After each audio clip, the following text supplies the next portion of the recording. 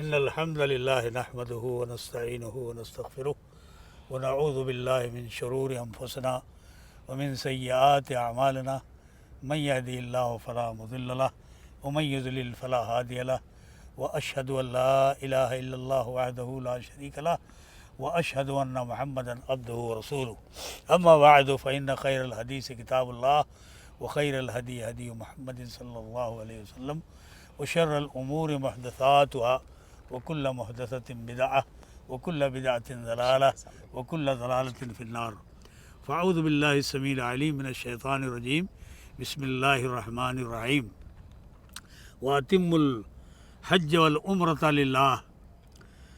اللہ کے اذن اور اس کی توفیق سے الحمدللہ میں اور میری اہلیہ ام کلثوم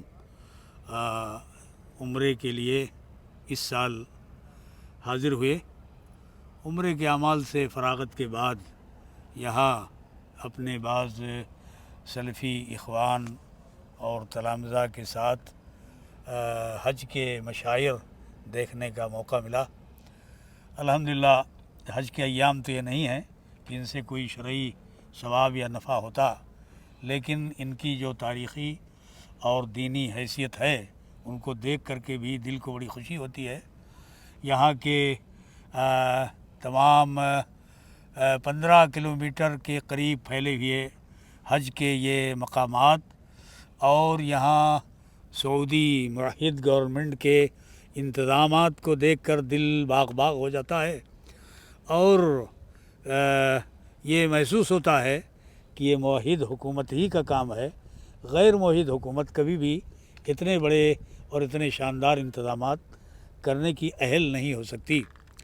جتنا شاندار انتظام حجاج اور معتمرین کی تعداد دن بدن بڑھتی چلی جا رہی ہے، چاہے مسلم امہ پر مصائب کا کتنا ہی ہجوم ہو، لیکن اللہ سے لگاؤ، اللہ کے سب سے بڑے گھر سے لگاؤ اور اس کے خلیل حضرت ابراہیم علیہ السلام اور محمد رسول اللہ صلی اللہ علیہ وسلم سے لگاؤ.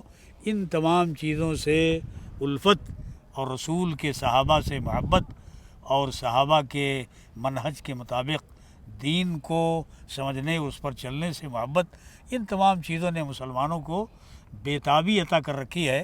اور تمام مصائب و آلام کے باوجود اللہ کے سب سے بڑے گھر میں لوگ حاضر ہوتے ہیں اور ان سب چیزوں کے حج و عمرہ کے اعمال کو انجام دیتے ہیں.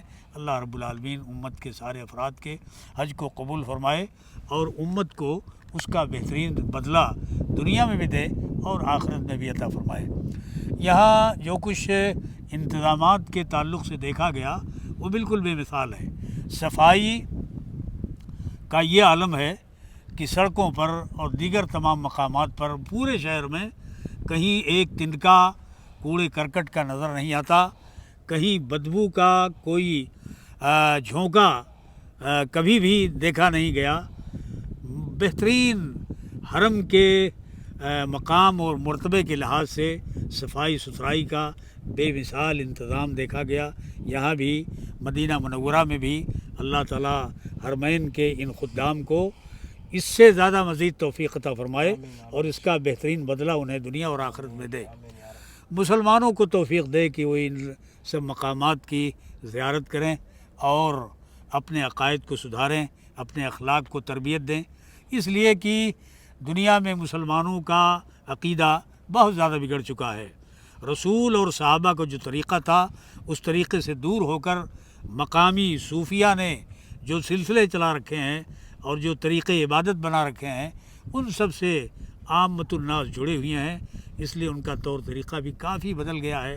توحید سے کافی دور ہو گئے، رسول سے کافی دور ہو گئے، صحابہ کے منہج سے کافی دور ہو گئے. ہماری دعا ہے کہ اللہ تعالیٰ ان لوگوں کو ان مقامات کی زیارت کی توفیق دے اور ان کے عقائد کو سدھارے. عقائد سدھریں گے، اعمال سدھریں گے تو ان کو بھی اس کی برکت ملے گی، امت کو اس کی برکت ملے گی اور ساری امت عزت پائے گی اور اللہ تعالیٰ ان کو ترقی کے مراحل طے کرائے گا اور اسلام کا دنیا میں بول بالا ہوگا. اللہ رب العالمین سارے مسلمانوں کو حق کے پہچاننے اور باطل سے دور ہونے کی توفیق عطا فرمائے.